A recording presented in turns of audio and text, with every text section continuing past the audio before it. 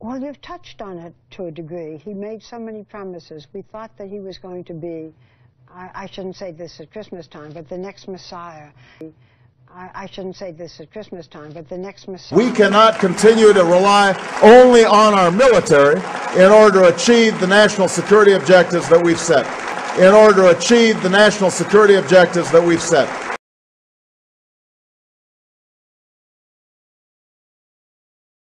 Can a microscopic tag be implanted in a person's body to track his every movement? There's actual discussion about that. You will rule on that, mark my words, before your tenure is over.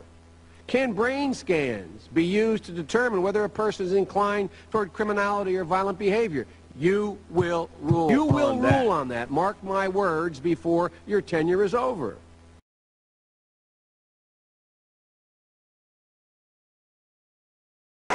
We've got to have a civilian national security force that's just as powerful, just as strong, just as well funded.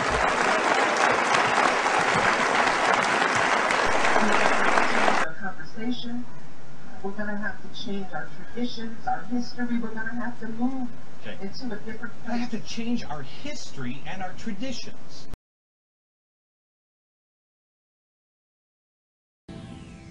Welcome back to Viewpoint. I'm Maya Berry. My next guest is Mike German. He's a policy counsel for national security and privacy at the American Civil Liberties Union here in Washington. 16-year veteran of federal law enforcement. He served as a special agent with the FBI and as a counterterrorism instructor at the FBI National Academy. I have so much to talk to you about, Mike, today, but I want to start with the more general Patriot Act piece of this. We just all had the post 9/11, the 10-year anniversary of 9/11. Right. As you reflect back on where we are today, what do you think are sort of the most salient issues that we have to deal with this idea of compromising constitutional rights, civil liberties to national security issues? What do you think are sort of the key ones? Well, you know, based on my experience in law enforcement, I've always found that to be a false paradigm, that giving up your civil liberties does not actually improve your security posture. In fact, if the government is spending time investigating innocent people, that's wasting resources that should be directed in more focused investigations against people who are actually a threat. So part of the problem that I've seen, you know, and seeing this from both sides of the issue, is that we've moved away from a paradigm where the government is required to have some rational, factual basis for targeting somebody in investigation to a paradigm where suspicionless investigation is allowed. And what we've seen is those authorities continue to expand and continue to expand without any appropriate oversight or controls being put in place. And one of the things that's extremely frustrating for me is little by little, you know, substantial evidence of abuse has come out. The Inspector General did a number of 5 separate reports on the Patriot Act abuses. But we don't have any comprehensive examination of whether these authorities are actually effective in keeping us safer. You know, we know that they're abusive, we know that they can be abused, and yet we don't have any evidence to suggest they're actually helping the government focus on real threats. A provision of the Patriot Act is being interpreted secretly by the government in a way that's vastly more expansive than the American public understands. So there's a secret interpretation of the law that is allowing the government to, in the words of these senators, collect information about wholly innocent Americans. And you know, it's completely inappropriate that the American public is not even allowed to know the extent of what the government is doing and how it is interpreting the law. You know, I mean, there's understandable secrecy around how certain tools are used, but we should at least know what the legal limitations of the government's power are. And those are the audits that have uncovered the widespread abuse. The problem was that now that we have the evidence of abuse, there didn't seem to be enough will in the administration or in Congress to tighten, you know, even the few provisions that we have ample evidence of abuse now because of the Inspector General reports, you know, even the narrow changes that we were hoping to make were ignored, and it was passed without any reform. So it's highly problematic. I think there's still a lot of fear. You know, there's a lot of it is still just not understanding how these tools are being used, and the inability to get the FBI and the other intelligence agencies to come clean about how they're using them.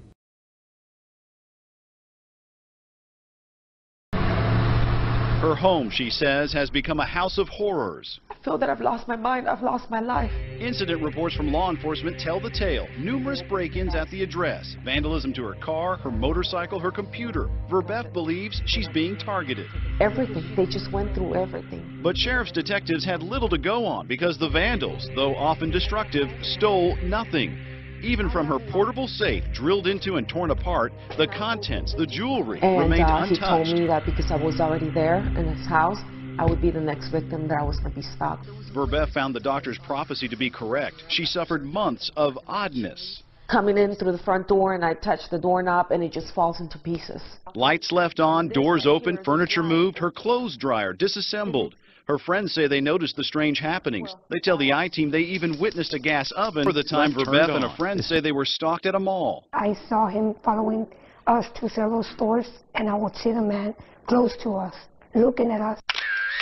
The girls had the presence of mind to snap a photo with their phone. Verbeth says all these happenings culminated in an assault. The 39-year-old believes someone drugged the food in her home and returned later to rape her. I know something happened to me because a woman knows. She filed a report and was briefly hospitalized with signs of sexual assault. Dr. Hall says what Verbeth describes is known as gang stalking. Indeed, he writes about it in his book, A New Breed, Satellite Terrorism. We cannot continue to rely only on our military in order to achieve the national security objectives that we've set. We've got to have a civilian national security force that's just as powerful, just as strong, just as well funded. Tonight, police call it bullying on steroids. We're talking about gang stalking, but it actually has nothing to do with the gangs that you first think of. Central Coast News reporter Candace Wynn learned more about the trend and how it's getting more dangerous because of the internet. It makes me feel afraid. Lawrence Gazzino claims his neighbors are gang stalking him. He said for the last year and a half, he's been systematically followed by a group of people. At one point, he said they climbed on his roof to harass him. Gazzino said he's developed a paranoia that's devastated his relationships with friends and, worst of all, family. That's the worst part of it. If it was me, I would take action. Santa Cruz Police Lieutenant Larry Richards said police are becoming more aware of gang stalking because of cyberbullying. But what is gang stalking? Basically, the victims could be driving their car or talking on their phones or walking the streets when a group of people try to systematically terrorize the FBI has an entire army of people whose only job is to do surveillance, whether tracking a terrorist suspect or mobster or potential spy. NPR's Dina Temple-Raston found out that the secret is all about blending in. But real surveillance is much more subtle. The agent in charge of the Special Operations Division of the FBI in New York is Todd Letcher. He says if his team is doing the job right, you won't even know they're there. When they come out of the bodega with their cup of coffee, they don't see where we are. They don't see our people, or our people look so ordinary that they just look over them. So that guy with the flat-top haircut who looks like a cop, well, he might indeed be following you, and the FBI might want you to think he's following you, but what you probably won't see is the roster of other people who are with him. Those people, the members of the FBI's Special Surveillance Group, or SSGs, don't want you to know their names. That ghostliness is part of... We've got to have a civilian national security force that's just as powerful, just as strong, just as well funded.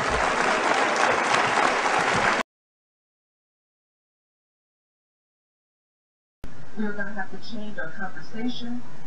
We're going to have to change our traditions, our history. We're going to have to move into a different place. We have to change our history and our traditions. I just want to bring out the fact that vaccinations can also cause violent behavior. And there's certain areas of the brain that, in fact, lead you to become violent. They're actually researching to see what areas of the brain they can affect to make people violent. Once you get injected with viruses, If they go to your brain, they cause vaccine-induced encephalitis, and depending on what part of the brain is damaged will determine what symptoms you have. The parts of the brain that control behavior and make you violent are primarily the limbic system, especially the amygdala. In the 1960s, Professor Jose Delgado took a normally hostile bull and implanted electrodes into its brain. Electrodes that could be activated by a radio transmitter. His objective was to see if stimulation of the bull's midbrain could short-circuit the rage signals, stopping the bull before it reached the matador. After the bull had recovered from the implantation and in mid-charge, the button was pressed. The bull's aggression ceased instantly. A clearer experiment was performed with cats. In this classic example, the hypothalamus, the rhythm maker, was implanted with electrodes. Could it be responsible not just for rhythms, but also for rage? The switch is turned.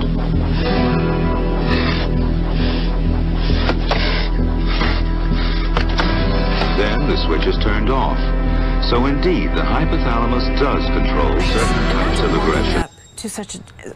Waking up to such debilitating pain that you cannot walk. It often goes undiagnosed, and anyone can be a victim. Tonight, CBS 2 explores this mystery pain.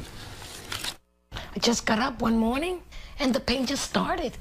It struck without warning, excruciating leg pain, leaving Daphne Cuevas completely powerless. I can't eat. I can't function. I can't walk for 10 minutes. Once 10 minutes, I'm done. Alexandra Analoro has the same debilitating pain. It's so bad, her leg sometimes shakes uncontrollably. The 21-year-old says she can barely walk. There's days that I cry a lot. Well, to paraphrase Winston Churchill, the government is either at your feet or at your throat. And in some cases, they're in your head.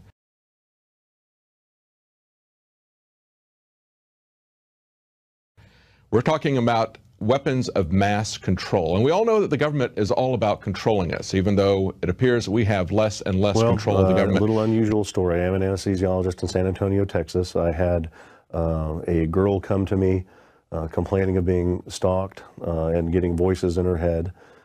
Did a little checking. I had known the family, I had known the girl for some time. No history of mental illness, no drug history in the past. So I gave her the benefit of the doubt. Before sending her to a psychiatrist. Did some checking, did some bugging of her place with audio.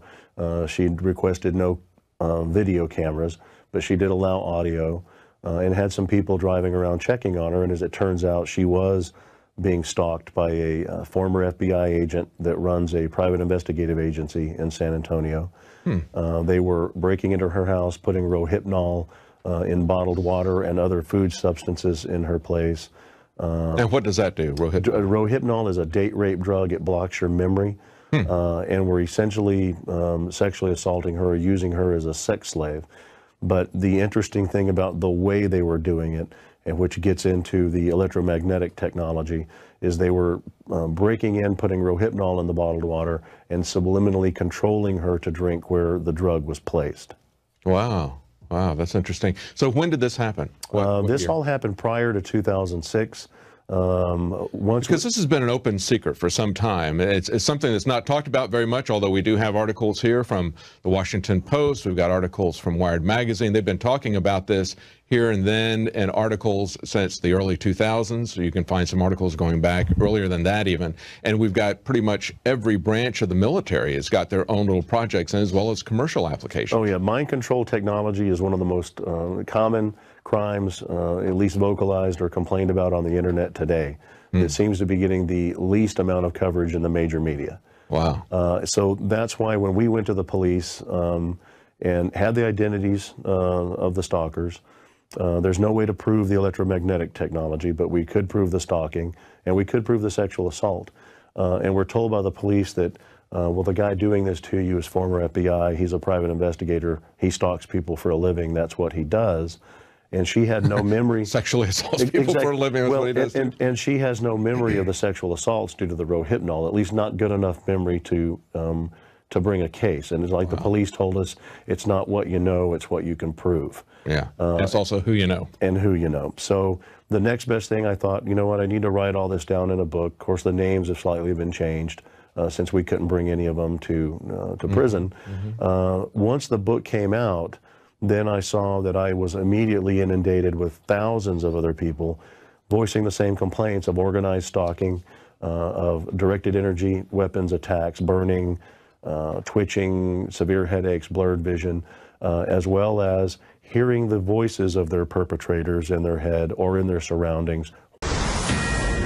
Got a Fox News alert for you right now. The Associated Press is reporting that the Navy Yard shooter down in Washington, D.C., Aaron Alexis, was apparently treated for serious mental issues by the VA because he heard voices, among other things.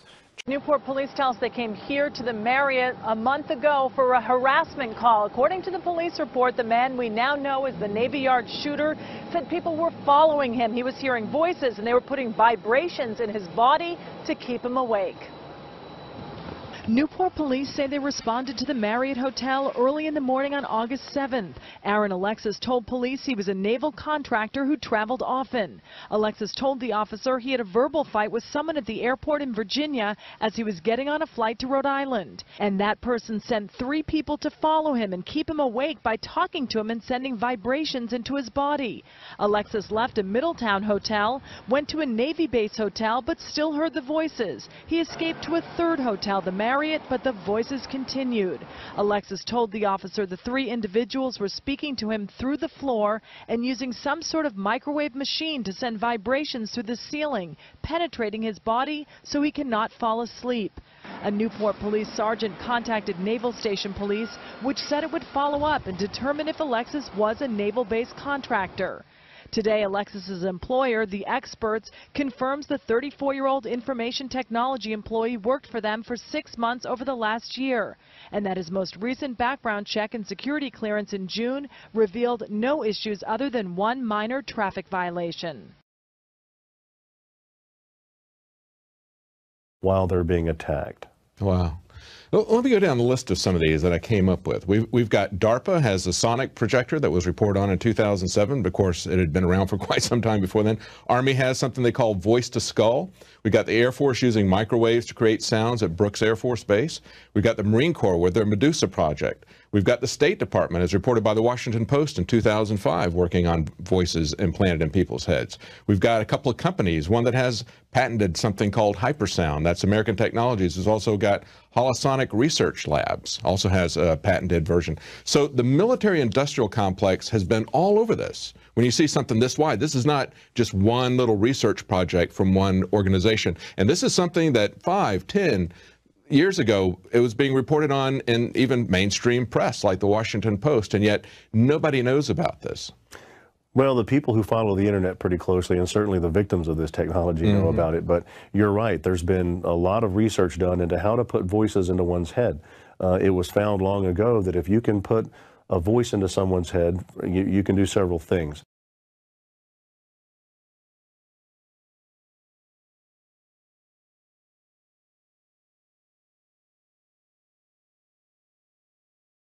If I put a voice that's foreign to your normal thought pattern in your head, that becomes harassment. And the harassment over time will make you display signs of schizophrenia. When you go and tell people that you're hearing voices, we've been patterned to turnkey see that as schizophrenia and not even look to see if there's a legitimate source for it.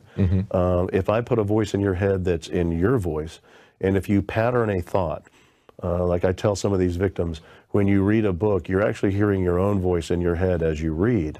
If I put that voice in your head, then that becomes a thought, and you'll act on those thoughts, and that's how they think that some of this is being used for subliminal control. Wow. I know that in some of these articles I was reading on the mid-2000s, they were talking about how they were using it as the voice of God, as the voice of Allah, because they figured that it was something that they could use. They thought that people that they were going against that were Muslims were very religious, superstitious. And well, and that was used in the field of battle. The voice of God weapon, which is actually called SQUAD, or Silent Sound Spread Spectrum, was used in the first Operation Desert Storm. That was one of those scenarios where 1,500 Iraqi soldiers disassembled their weapons, got to their knees, and surrendered to 150 Marines who didn't have enough slip ties to tie them all together, because, and this was admitted, that they used Esquad to put the voice of Allah in their heads to tell them to surrender. Wow. Before that, in the mid to late 80s, 5 separate inmates from the Utah State Prison had written affidavits saying that they were put in solitary confinement and were experimented on with some type of electronic device that put voices in their head, and all of them claimed that they could tell the voices of the people doing the experimentation on them were responding back to their thoughts. Wow. So this has been going on for a while. Unfortunately, it's just not gotten any major media coverage until recently. So they're basically setting themselves up as the ventriloquists, and we're the dummies or the zombies, right? Well, it's, you know, it's like I've said in other with other reporters and other shows, that guns and taxes won't control everybody. Yeah. Electromagnetic technology will. Wow. Wow. And we know that too. I mean, I've said for the longest time that the IRS really wasn't so much about getting your money. It wasn't about revenue. It was really about controlling you. It was a way of offering you carrots and sticks. And of course, they're only collecting enough to pay the interest to the Federal Reserve. We know they were created at the same time. But this is something. So we all know that the government is into controlling us, right? And whatever they can use. And they've had very, very simple ways to control us in the past. I mean, they've got the media, they've got schools, they've got the income tax system. Everything that the government is doing is targeted towards controlling us. So of course they're going to have every branch of government working on this type of thing, because that gives them very precise control over what we're doing. Well, and with the new revelations coming out about the NSA, a typical error message from Microsoft telling you of a bug in your computer. Many of us get them all the time. But for some users, that error message may be a way into their computer for an elite unit inside the NSA. This is NSA's hacking organization. It's 1,600 men and women, military and civilians, average age mid-20s, maybe early 30s. So it's a very young, very tech-savvy organization. The unit's called Tailored Access Operations, or TAO. New details of its activities are reported in the German magazine Der Spiegel, which cites internal NSA documents. The magazine says some of the hackers are based in this building in San Antonio. Aside from getting into a computer through an error message, Der Spiegel says TAO hackers can access so-called cookies, those tags that pop up showing a computer's favored websites. And they can redirect users to a dummy page on a site like LinkedIn or Facebook. It looks like a real page, but it's a fake one controlled by the NSA. This is a dummy Facebook page. When you go there, what does the NSA want to find out? One would be to simply intercept and sniff your traffic. For example, I would be logging into this page and they would be able to see, now they have my username and password, get into my account and help them in other attacks. But in this particular scenario, what they really want to do is infect my machine. But the unit doesn't do just remote hacking. According to Der Spiegel, TAO operatives physically intercept some computers being delivered to plant spyware, and infiltrate offices and plant their own monitor cables and USB plugs onto targeted computers to collect data. An NSA official told CBS's 60 Minutes the agency was concerned enough about the connecting cables on Edward Snowden's computers that it removed those cables after he leaked NSA documents. According to Der Spiegel, this NSA hacking unit targets potential terrorists, foreign security agencies, and corporations. From an eavesdropping perspective, this is a gold mine. If I can own your computer, if I can gain access to it and gain a foothold into it, now I have access to all of your secrets.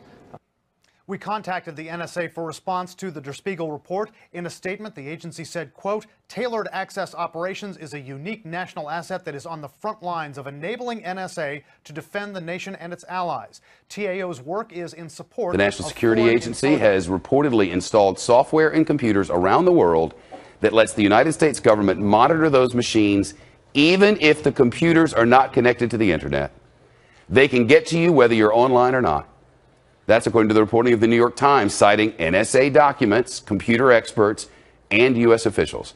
According to those sources, the secret technology could also let the NSA launch a Nothing cyber is attack. surprising anymore. Nothing. No, it's not. Well, what's a little different about this is there's no flat denial by the NSA. It's basically saying to us, don't worry about it. We only use this for going after the bad guys. So if you trust them, then you trust them with listening to all of our emails and all of our texts and all of our phone calls, because according to them, while they have that stored, they don't listen and they don't read. And they only use this technology overseas. We don't even know what this technology is. No, but we understand that it is done wirelessly and that it enables the NSA basically to hack into computers. Now, if they could hack into a computer in Milan, Italy, or in Syria, they could hack into a computer in Hackensack, New Jersey, or in Dallas, Texas. Hackensack, 10 years ago, when I first started writing about some of this and getting into this type of science, it did seem sci-fi and it did seem far-fetched to a lot of people, especially a lot of people thought the brain was too complex to manipulate that way. Since some of Snowden's leaked records about the NSA, most of us already knew that the NSA was listening to our phone calls. And we were accused of being paranoid. Yeah, exactly. Right. So now we're accused of being schizophrenic if we hear voices, but we know that there's some reality of that. But you know, it's not too far of a stretch if they have computers big enough to collect all the data on our text, on our cell, and on our emails. And then it came to light that they admitted that several NSA agents were using NSA technology to target love interest. And it was happening so frequently that instead of HUMINT for humans intelligence or SIGINT for signals intelligence, that they actually have one that they refer to as LOVEINT. And these were agents that were actually targeting either girls they saw or met that wanted to watch them, or ex-spouses or current spouses with NSA technology. And it's happening frequent enough that it's called LOVEINT. Well, it's always like any technology. It can be used for good or it can be used for evil. I don't know if there's any good use for putting voices in people's heads, but certainly what this reveals is the dark side of people that are involved in this. And we've seen this in the past. We've seen people very high up in the NSA, like Michael Aquino, who was a Satanist, who founded the Temple of Set. So we know that there's some very dark, I would even say Dr. Strangelove type of characters who are involved in this. So it's really not surprising that that would happen. We cannot continue to rely only on our military in order to achieve the national security objectives that we've set.